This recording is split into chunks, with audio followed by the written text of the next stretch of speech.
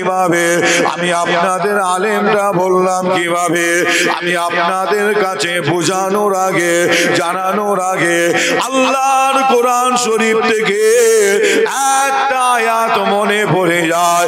আয়াতটা হলো ইন্নামা ইয়াখশাল্লাহা মিন ইবাদিহিল উলামা। সকলে বলুন আল্লাহু আকবার, আরো জোরে বলুন আল্লাহু আকবার। এ নবী প্রেমিকেরা আল্লাহর কোরআন শরীফ খুললে পাবেন ইন্নামা ইয়াখশাল্লাহা মিন ইবাদিহিল উলামা। এই কোরআন শরীফের আয়াতের বাংলা মানে মতলব হলো নিশ্চয় একমাত্র আলেমেরা আল্লাহকে ভয় করে।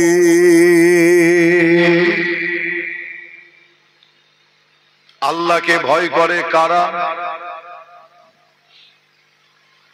বলুন, আল্লাহকে ভয় করে কারা? আলেমরা।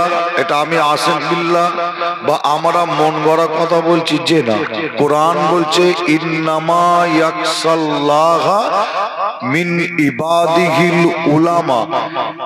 আয়াতটার বাংলা মানে মতলব হলো নিশ্চয়ই একমাত্র আলেমেরাই আল্লাহকে ভয় করে। তাহলে এই আয়াতের মানে অনুযায়ী তাহলে আমি বলবো এখানে আপনারা যারা এখানে মাতালের মুখে আওয়াজে বলেছেন না আমরা আলেম নাই, তাহলে এই আয়াতের মানে অনুযায়ী বলতে হয় আপনারা যখন আলেম নাই তাহলে আপনারা তাহলে আল্লাহকে ভয় করেন না।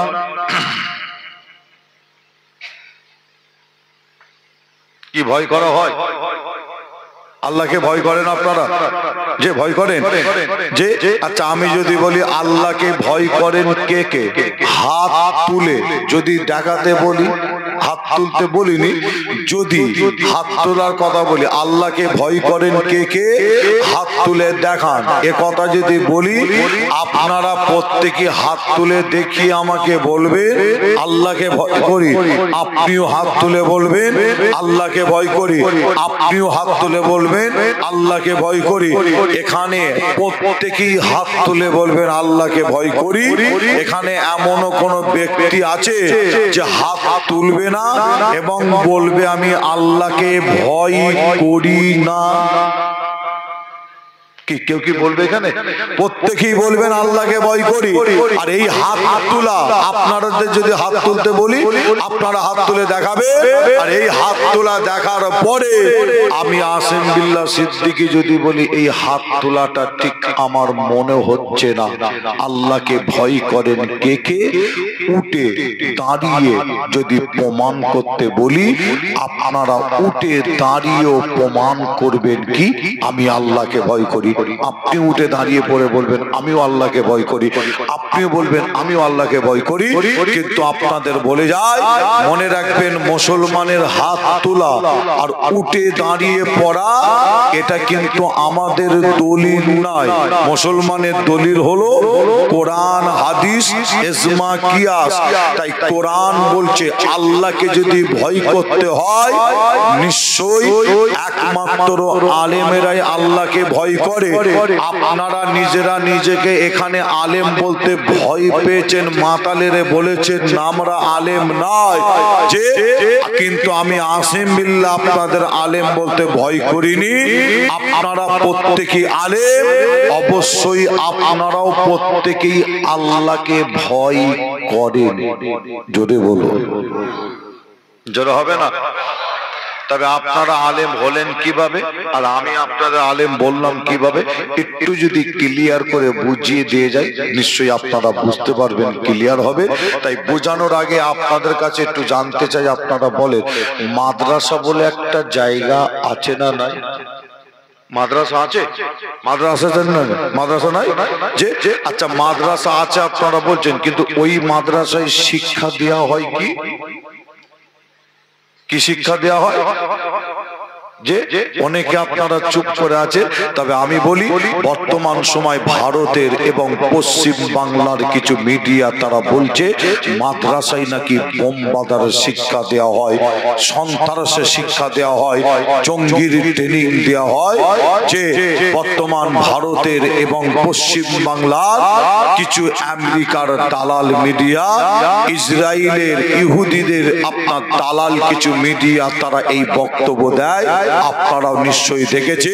কিন্তু আমি আসিম বিল্লাহ সিদ্দিকী বলি মাদ্রাসায় বোমবাদার শিক্ষা দেওয়া হয় না, সন্ত্রাসের শিক্ষা দেওয়া হয় না, জঙ্গির ট্রেনিং দেওয়া হয় না।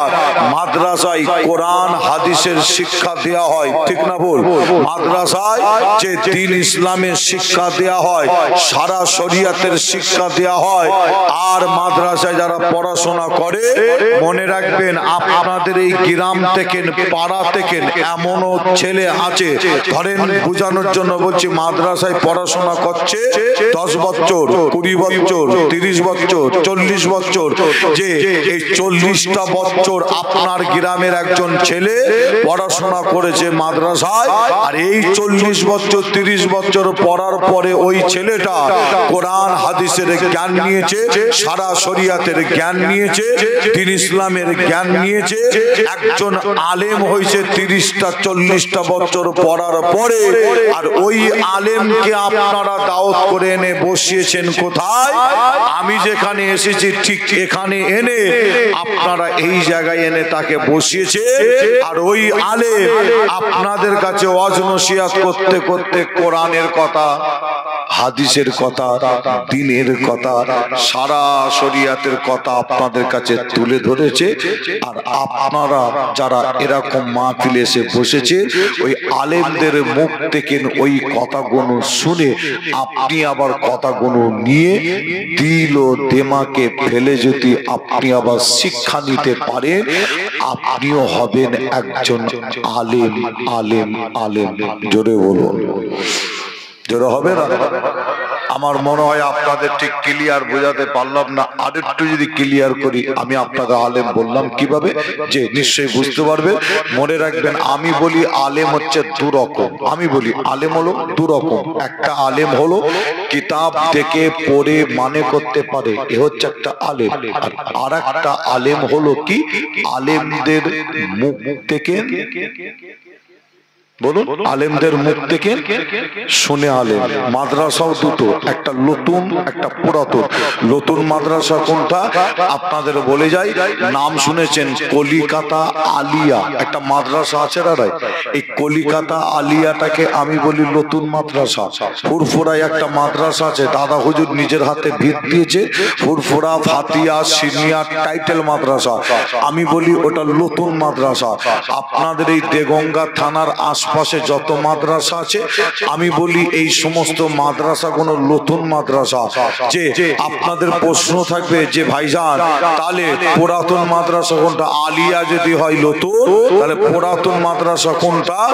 আপনাদের বলে যায় যে, আপনাদের বলে যায় যে আজকে আপনারা সকলে মিলে যে জায়গাটায় এসে আপনারা বসেছেন, মনে রাখবেন এটা হচ্ছে একটা মাদ্রাসা। মাদ্রাসা মাদ্রাসা শুধু মাদ্রাসা নয়, এটাই হচ্ছে অনেক অনেক অনেক পুরাতন মাদ্রাসা। আর আপনি এই মাদ্রাসায় বসে আলেম ওলামাদের মুখ থেকে কোরআন হাদিসের কথা, দ্বীন ইসলামের কথা, সারা শরিয়াতের কথা, কথাগুলো শুনে দিল ও দেমাকে ফেলে যদি শিক্ষা নিতে পারেন, আপনিও হবেন একজন আলেম। জোরে বলুন, জোরে হবে না?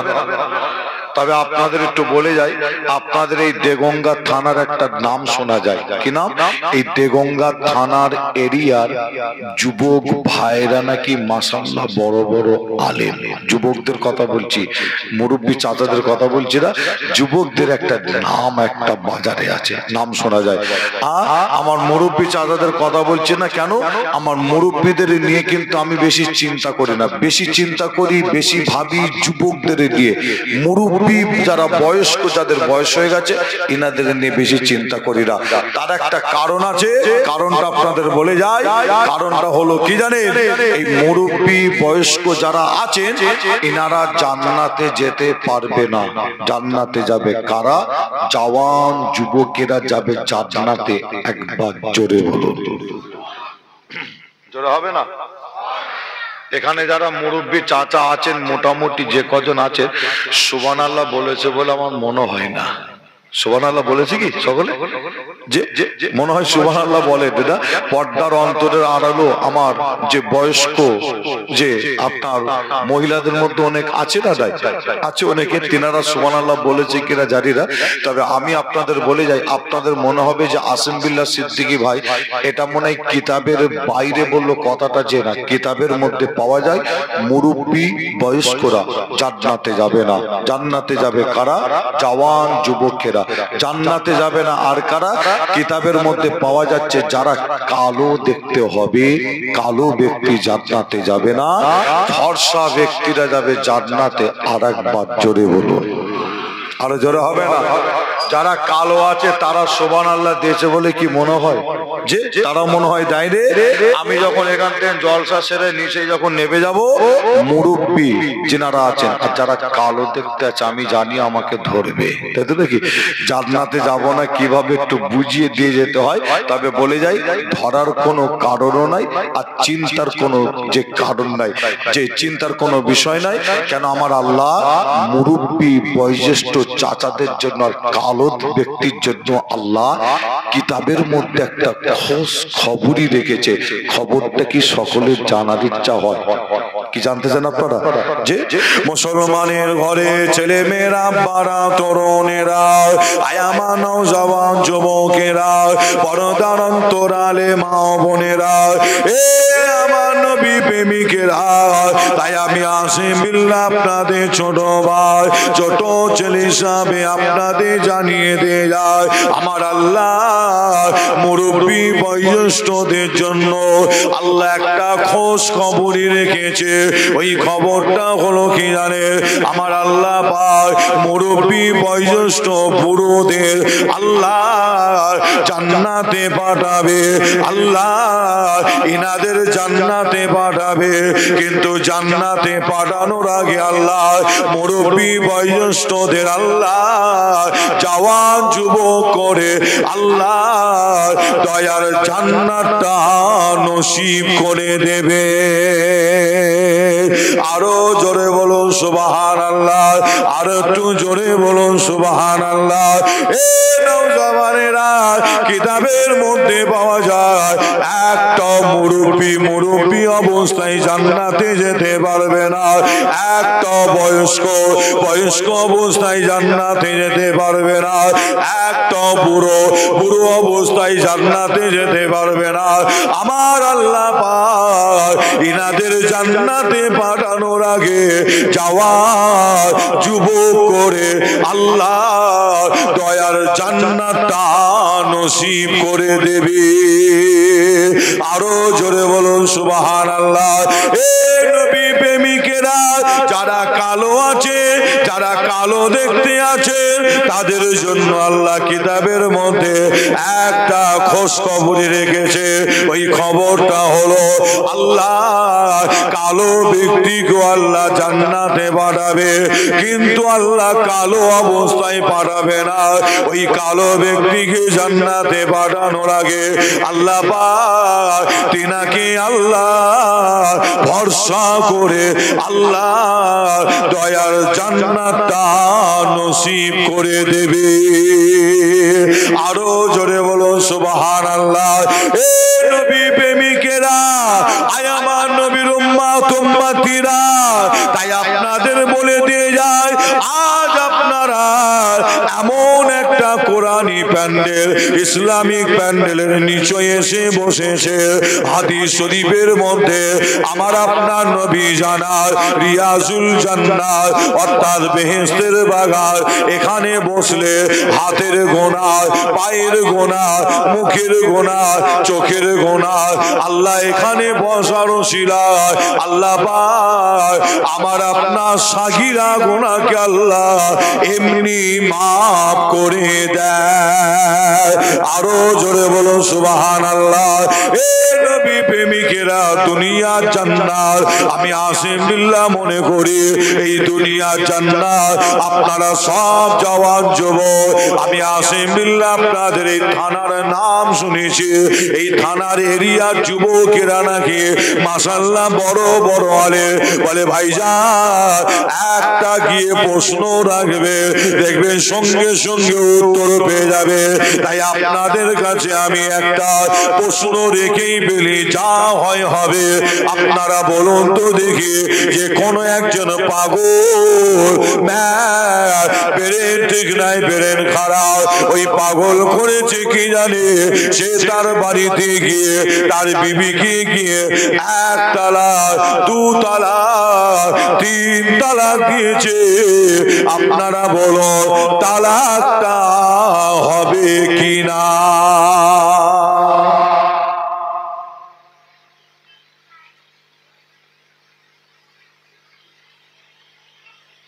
কি বলছেন, তালাক হবে? যে হ্যাঁ, একটু আপনারা প্রত্যেকে বলে। আবারও বলছি আপনাদের কাছে মাসলাটা, একজন পাগল ম্যাড, তার মানে কি ব্রেন ঠিক নেই। পাগল করেছে কি, সে তার বাড়িতে গিয়ে তার বিবিকে গিয়ে 1 তালাক 2 তালাক 3 তালাক দিয়েছে। পাগল মানে ব্রেন কাজ করে না, সে পাগল 3টে তালাক দিয়েছে। তালাক কি হবে? হ্যাঁ, পাগল তালাক দিয়েছে, ব্রেন ঠিক নেই, ব্রেন খারাপ। পাগলের জন্য পাগলের নামাজও মাপ আছে জানেন? পাগলের কি 5 ওয়াক্ত নামাজ আমাদের জন্য ফরজ, আর পাগল যদি না নামাজ পড়ে কি হবে? গুনাহ হবে? তার হবে না। একজন পাগল ব্রেন ঠিক নাই, সে পাগল 3টে তালাক দিয়েছে, তালাক কি হবে? হ্যাঁ, আপনারা কম বেশি মাতালেরে বলছেন তালাক হবে না, মুখে আওয়াজে মাতালেরে বলছেন তালাক হবে না। আপনাদের কাছ থেকে এই উত্তরটা আমি পেলাম, আপনারা কম বেশি ভাগ বলছেন তালাক হবে না। এই উত্তরটা পাওয়ার পরে যে আপনারা উত্তর দিয়েছেন কিসের, মনে রাখবেন ফতোয়া এবং তালাকের। কিসের উত্তর? ফতোয়া এবং তালাকের। এই ফতোয়ার উত্তরটা আপনারা দিয়েছেন আমাকে, আমি প্রশ্ন করেছি আপনাদের কাছে, আপনারা উত্তর দিয়েছে। আর এই উত্তর পাওয়ার পরে তাহলে আমাকে এখানে বসে বসে ভাবতে হয়, চিন্তা করতে হয়। আপনারা যখন তালাক এবং ফতোয়ার উত্তর যখন দিয়েছে, নিশ্চয়ই তাহলে আপনারা সকলে কলিকাতা আলিয়া মাদ্রাসা পাস করে এসে সব এখানে বসে আছেন, তাই তো নাকি? আমি ভাববো না? আমাদের তো ভাবতে হবে, চিন্তা করতে হবে। আপনারা উত্তর দিয়েছেন কিসের? মনে রাখবেন ফতোয়া এবং তালাকের। যে এই ফতোয়া তালাকের উত্তর দেয় কারা, আমাকে ভাবতে হবে। তাহলে নিশ্চয়ই আপনারা ফুরফুরা ফাতিয়া সিনিয়র টাইটেল মাদ্রাসা পাস করে সব এখানে এসে বসেছেন। কি আপনাদের এই দেগঙ্গা থানার এরিয়ার সব থেকে বড় মাদ্রাসা পাস করে আপনারা এখানে এসে বসেছে। আপনারা বলবেন ভাই আমরা আলিয়ায় পড়িনি, ফুরফুরা পড়িনি, আমাদের থানার এরিয়া সব থেকে বড় মাদ্রাসায় পড়িনি, তাহলে আপনারা উত্তরটা দিলেন কিভাবে? মাদ্রাসায় পড়েন, উত্তরটা দিলেন কিভাবে? আমি আপনাদের বলে যাই, উত্তর দিয়েছেন আপনারা এইভাবে। কিভাবে? ওই মাদ্রাসায় পড়েন, ঠিক কথা। আপনি উত্তর দিয়েছেন এরকম মাদ্রাসায়, এরকম মাদ্রাসায় বসে বসে বসে বসে বসে বসে আপনাদের গ্রামের আশপাশে বিভিন্ন জায়গায় হয়, আপনারা যান গিয়ে বসেন। এটা হচ্ছে একটা মাদ্রাসা। এরকম মাদ্রাসায় বসে বসে বসে বসে বসে বসে আলেমদের মুখ থেকে আলোচনা শুনে শুনে শুনে শুনে আপনিও আলেম হয়ে ফতোয়ার উত্তরটা দিতে পেরেছেন। জোরে বলো, জোরে হবে না? আমার মনে হয় এই এলাকার আপনাদের জন্য প্রশ্নটা খুব সহজ হয়ে গেছে, কম বেশি উত্তর আপনারা দিয়ে দিয়েছে। আমার মনে হয় একটা কড়া ধরনের একটা ধরা লাগে নাকি? হ্যাঁ, প্রায় 12টা বেজেই গেছে, মোবাইলও দেখছি 12টা বেজে গেছে, কষ্ট দেবো না, দোয়া চাইবো খুব তাড়াতাড়ি। আমার মনে হয় একটা কড়া ধরনের ধরা লাগে নাকি? যে আচ্ছা যা হয় হবে, একটা ধরেই ফেলি। আপনারা বলুন তো দেখি, যে ধরেন কোন একজন নিশাখোর, মালখোর, এদিকে আবার নেই তো,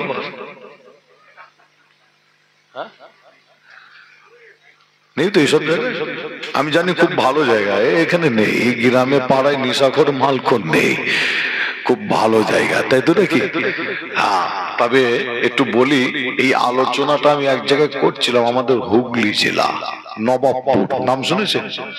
ওখানে করছি, আলোচনাটা করে আর মাহফিল ছেড়ে নেবেছি, আর নেবে আর একটা জায়গায় যাবো, তাড়াহুড়ো করছি, নেবে আর একটা জায়গায় যেহেতু যেতে হবে। আমি এই আলোচনা করার পরে দেখছি একজন অ্যাকশন নিয়েছে। অ্যাকশন মানে বুঝতে পারছেন না?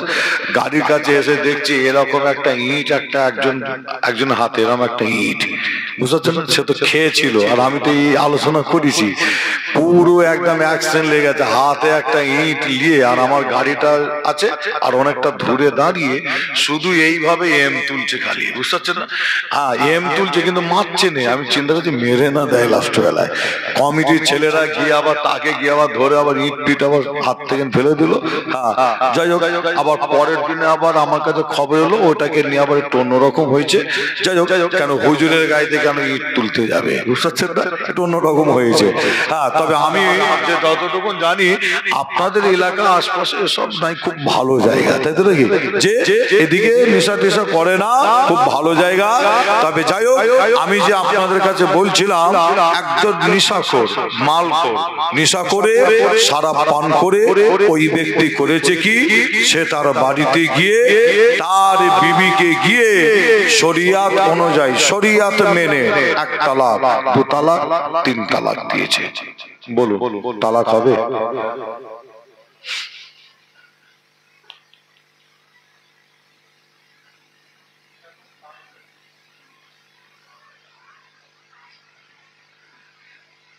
কি বলছেন, তালাক হবে কি? একটু হ্যাঁ হু দেন আপনারা। বিভিন্ন জায়গায় ফতোয়ার উত্তর আপনারা নিতে যান, কি যান না আপনারা? সময় হলে নিতে যান। আর আজকে আপনারা ফতোয়ার উত্তর দেন, যে দিক হোক লাগবে, তাই তো নাকি? তখন যে একটু জানা হতে যাবে। কি বলছে, নেশাখোর 3টে তালাক দিয়েছে, তালাক কি হবে? হ্যাঁ,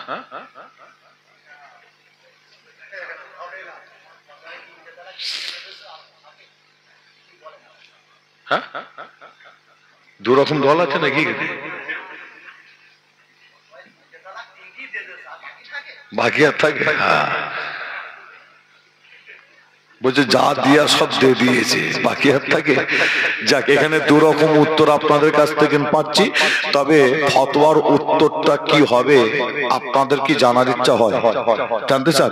ফতোয়ার উত্তরটা আমি আপনাদের কাছে জানিয়ে দিয়ে যাই, কিন্তু তার আগে একটা কথা বলি, ফতোয়ার উত্তর দেয় কারা, এটা আমরা অধিকাংশ মুসলমান কিন্তু জানে না, অধিকাংশ মুসলমান জানে না। একটু বলে যাই, ফতোয়ার উত্তর দেয় কারা জানেন?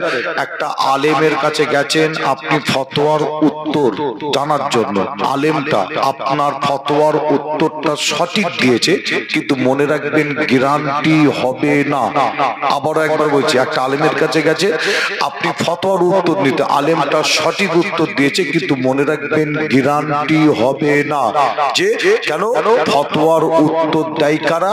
মনে রাখবেন মুফতি সাহেবরা ফতোয়ার উত্তর দেয়, আপনার তাদের কাছে আছে স্টাম্প মেরে আপনার ফতোয়া আপনাকে দেবে, আর ওই স্টাম্প মারা পেপার বা কাগজ আপনার গ্রামে পাড়ায় এনে যখন দেখাবে, তখন কিন্তু ওটা গ্যারান্টি হবে। কি গ্যারান্টি হবে না? স্টাম্প মারা মুফতি সাহেব ফতোয়া দিয়েছে, তখন 5টা মানুষের কাছে গ্যারান্টি হবে যে আপনারা মুফতি সাহেবদের কাছে গিয়ে, যে কোনো মুফতি সাহেবের কাছে গিয়ে 2টো ফতোয়া জেনে নিতে পারেন। কি কোন পাগল ম্যাড ব্রেন ঠিক নাই ব্রেন খারাপ ওই পাগল যদি সে তার বাড়িতে গিয়ে তার বিবিকে গিয়ে 1 তালাক 2 তালাক 3 তালাক যদি দেয় ফতোয়া হলো তালাক হবে না। একজন নেশাখোর মালখোর নেশা করে শরাব পান করে ওই ব্যক্তি যদি সে তার বাড়িতে গিয়ে তার বিবিকে গিয়ে শরিয়াত অনুযায়ী শরিয়াত মেনে 1 তালাক 2 তালাক 3 তালাক যদি দেয় ফতোয়া হলো তালাক হয়ে যাবে।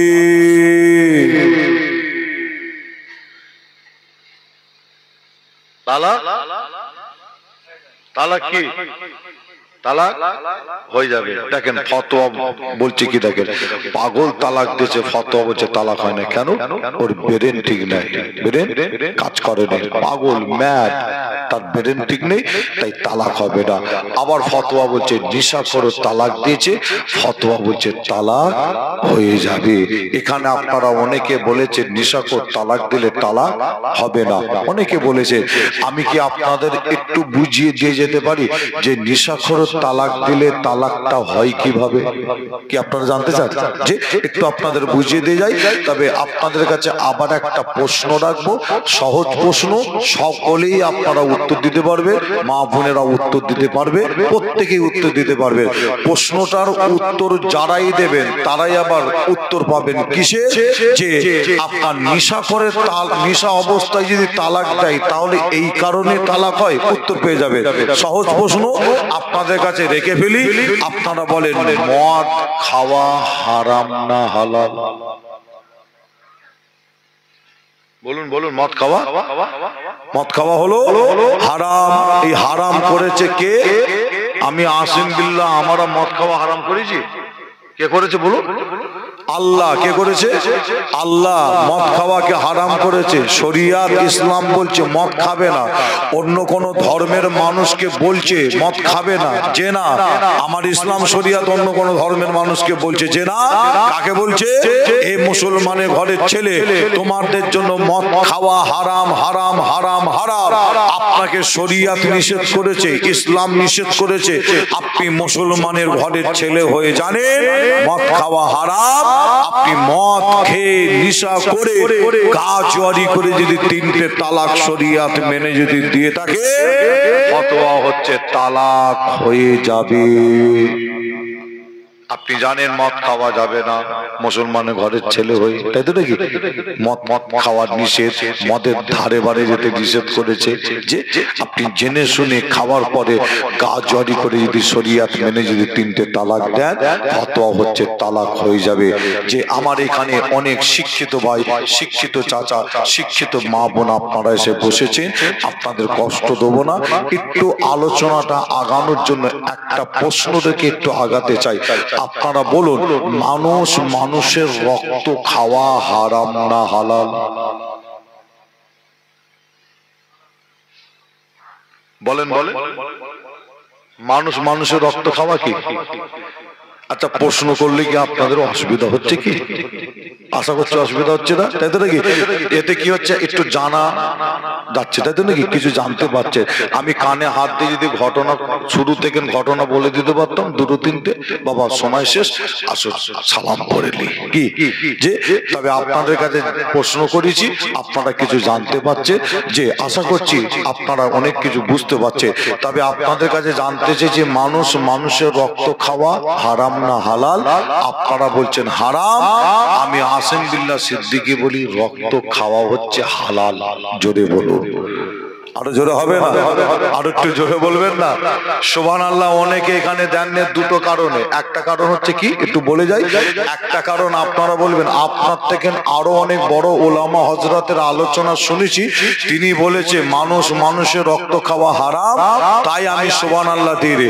আবার অনেকে বলবেন, আমি নিজে কিতাবের মধ্যে পড়েছি রক্ত খাওয়া হারাম, তাই আমি সুবহানাল্লাহ দিইনি। কিন্তু আমি আপনাদের বলি, আপনারা আসেন, দেখেন ইসলাম কি বলছে, শরিয়াত কি বলছে আমার একটু দেখে নি। ইসলাম বলছে আমি যদি আপনার রক্ত খাই ওটা হবে হারাম, আপনি যদি আমার রক্ত খান ওটা হবে হারাম। শরিয়াত বলছে আপনি যদি ওনার রক্ত খান ওটা হবে হারাম, উনি যদি আপনার রক্ত খায় ওটা হবে হারাম। তাহলে রক্ত খাওয়া হালাল আমি বললাম কিভাবে? রক্ত খাওয়া হালাল আমি বললাম এইভাবে। আজকে আপনারা জিনার মোহাব্বত ভালোবাসায় এই কোরআনী প্যান্ডেল, ইসলামিক প্যান্ডেল তৈরি করেছেন, কমিটি ভাইরাই মাহফিলটা করেছে। আর আপনাদের প্রত্যেকের অন্তরে জিনার মোহাব্বত ভালোবাসা বুকে দিয়ে এই মাহফিলের ঠান্ডা পড়ার পরও এত রাত অব্দি জেগে বসে আছে।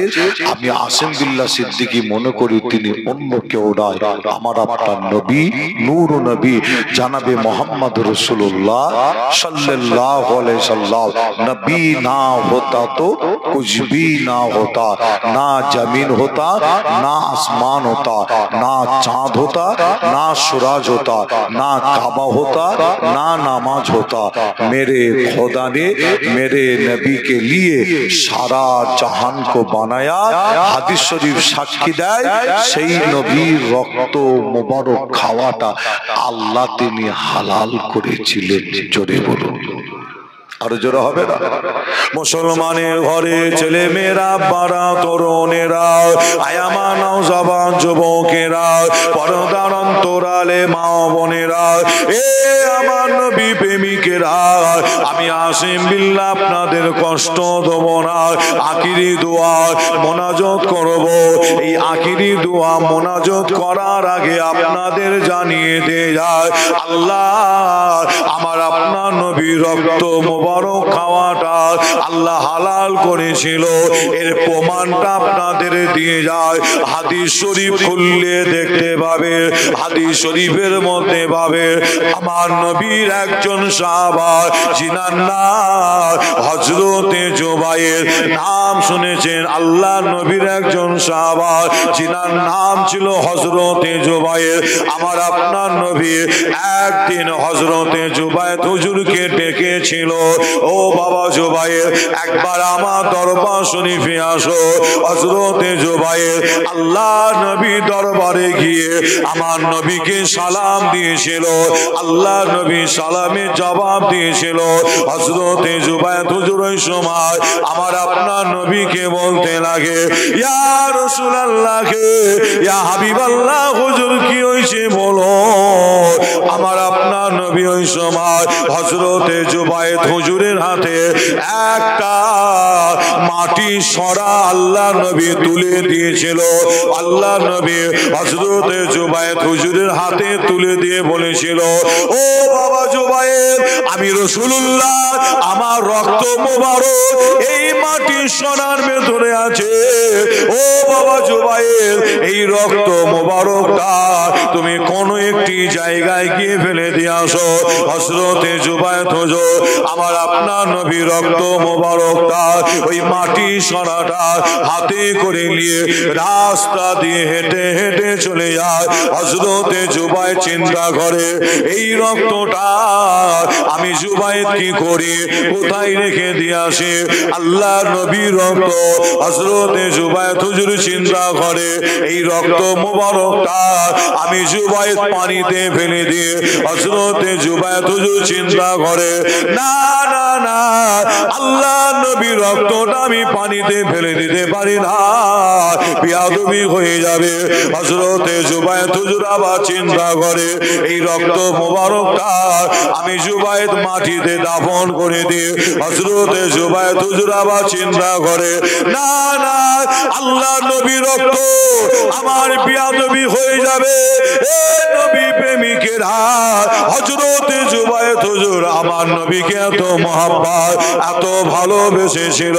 হযরতে জুবায়ের হুজুর ওই সময় করেছিল কি জানে, ওই মাটি সরাটা উঁচু করে তুলে আল্লাহ নবীর রক্ত মোবারকটা হযরতে জুবায়ের হুজুর পিয়ে খেয়ে ফেলেছিলেন।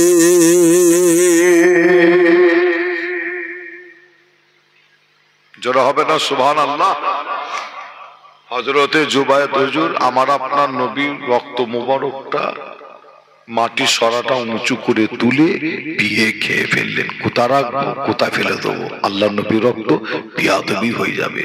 তাই পিয়ে খাওয়ার পরে হযরতে জুবায়ের হুজুর খালি সরাটা হাদিস শরীফের মধ্যে পাওয়া যাচ্ছে, তিনি আবার হাতে করে নিয়ে আমার আপনার নবীর দরবার শরীফে নিয়ে এসে দাঁড়িয়ে আছেন খালি সরাটা হাতে দিয়ে। আল্লাহ রাসূল হযরতে জুবায়ের হুজুরকে দেখতে পেলেন। দেখতে পেয়ে আল্লাহ নবী জিজ্ঞাসা করছেন, বাবা জুবায়ের, আমি রাসূলুল্লাহ আমার রক্তটা কোথায় ফেলে দিয়ে এলে? হযরতে জুবায়ের হুজুর বলেছিলেন ওই সময়, ইয়া রাসূলুল্লাহ, ইয়া হাবিবাল্লাহ হুজুর, আমি আপনার রক্তটা পুকুরে, পানিতে, মাটিতে ফেলে দেবো চিন্তা করেছিলাম। আমি জুবায়েতে কাজ করতে পারি না, আমার বিয়াদবি হয়ে যাবে। হুজুর, আপনার রক্তটা আমি পিয়ে খেয়ে ফেলেছি। আল্লাহ নবী শোনার সাথে সাথে আমার আপনার নবী ওখানে দাঁড়িয়ে বলেছিল, বাবা জুবায়ের, আমি রাসূলুল্লাহ, আমার রক্ত তুমি পিয়ে খেয়েছো, তোমার বডির মধ্যে, তোমার শরীরের মধ্যে প্রবেশ করেছে। বাবা জুবায়ের, তুমি শুনে রাখো, আমার আল্লাহ তোমার ওই শরীরটাকে জাহান্নামের আগুন থেকে হারাম করে দিয়েছে। জোরে হবে না সুবহানাল্লাহ? আর একটু জোরে হবে না? এর দ্বারাই আমরা বুঝতে পারি, জানতে পারি, সেটা হলো কি, রাসূল তাহলে আমাদের মতন সাধারণ ব্যক্তি, সাধারণ মানুষ ছিল, তাই তো নাকি? তাই তো নাকি? কি বলছেন আপনারা? এর দ্বারাই আমরা কি জানতে পারি, রাসূল তাহলে আমাদের মতন সাধারণ ব্যক্তি, সাধারণ মানুষ ছিল নাকি? যে আমাদের মতন সাধারণ ব্যক্তি, সাধারণ মানুষ যদি হতে, মনে রাখবেন তিনার রক্ত মোবারক খাওয়াটাও কি হারাম হয়ে যেত। নাউজুবিল্লাহ। আমার আপনার নবী আমাদের মতন সাধারণ ব্যক্তি, সাধারণ মানুষ ছিল যে না। আপনাদের জানায় যে আল্লাহ পাক আমার আপনার নবীকে বড় নিয়ামতের হকদার করেছিলেন। কত বড় নিয়ামত হাদিস শরীফের মধ্যে পাওয়া যায়। আমার আপনার নবী যখন হেঁটে হেঁটে যেতেন, আসমানের উপর একটা মেঘ থাকতো, তার ডিউটি আল্লাহর নবী কখন হাঁটবে, মেঘটা আমার নবীর মাথার উপরে ছায়া করে করে করে করে চলে যেতেন। জোরে বলুন, আরো জোরে হবে না? যে হাদিস শরীফ সাক্ষী দেয়, আমার আপনার নবী যখন কোন মরা গাছের তলায় গিয়ে বসে পড়তে, ওই মরা গাছটা জ্যান্ত হয়ে আমার আপনার নবীর মাথার ওপরটা ছায়া করে দিতেন। জোরে হবে না? সেই রাসূলের মহব্বত ভালোবাসায় আপনারা এই মাহফিল করেছেন, আপনারা এই মাহফিলে এসে বসেছেন। আল্লাহ আপনাদের এই মাহফিলকে, আপনাদের বসাকে, আপনাদের মহব্বতকে আল্লাহ কবুল করেন। জোরে বলুন আল্লাহুম্মা আমিন। আর একটু জোরে হবে না? একবার দরুদ শরীফ আল্লাহুম্মা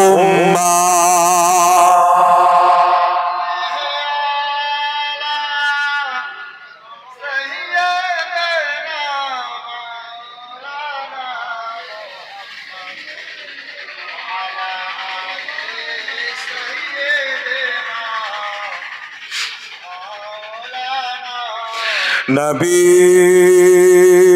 या नबी या नबी या नबी या नबी नबी या नबी या नबी या नबी या नबी जमीन ओ जमा तुम्हारे लिए, मक्की ओ मक्का तुम्हारे लिए। জোরে হবে না সুবহানাল্লাহ? আর একটু জোরে হবে না? जमीन ओ जमा तुम्हारे लिए, मक्की ओ मक्का तुम्हारे लिए, चुनी ओ चुना तुम्हारे लिए, आरशे आजी तुम्हारे लिए। नबी या नबी या नबी नबी या नबी या नबी नबी या नबी या नबी नबी या नबी या नबी। साफा मरवा तुम्हारे लिए, हाजिर अस्वाद तुम्हारे लिए। जरा হবে না সুবহানাল্লাহ? আর একটু জোরে হবে না? साफा मरवा तुम्हारे लिए, हाजिर अस्वाद तुम्हारे लिए, मदीना वाला तुम्हारे लिए, चुना तुम्हारे लिए नबी या नबी या नबी नबी या नबी या नबी नबी या नबी या नबी या नबी या नबी अल्लाहुम्मा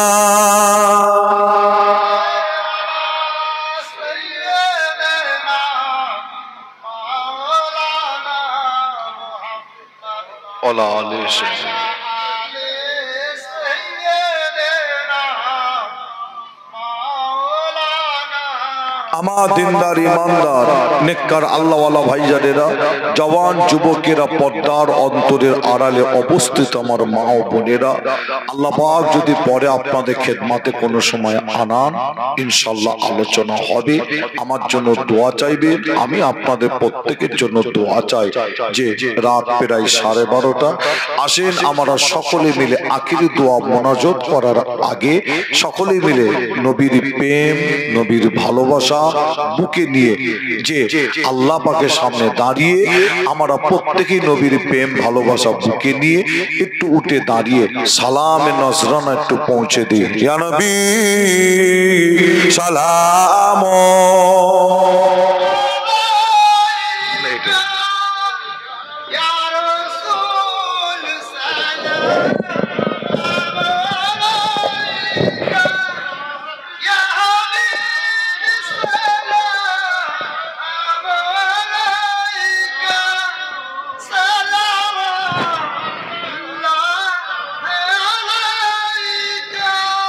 আশেপাশে আমার যে সমস্ত ভাই, যে সমস্ত চাচা আপনারা এখনো আছেন, এদিক সেদিক ঘোরাঘুরি করছেন, প্রত্যেককে অনুরোধ করব মাহফিলের ভেতরে চলে আসেন। আখিরি দোয়া মোনাজাতে আপনারা শামিল হবেন, প্রত্যেকেই চলে আসে।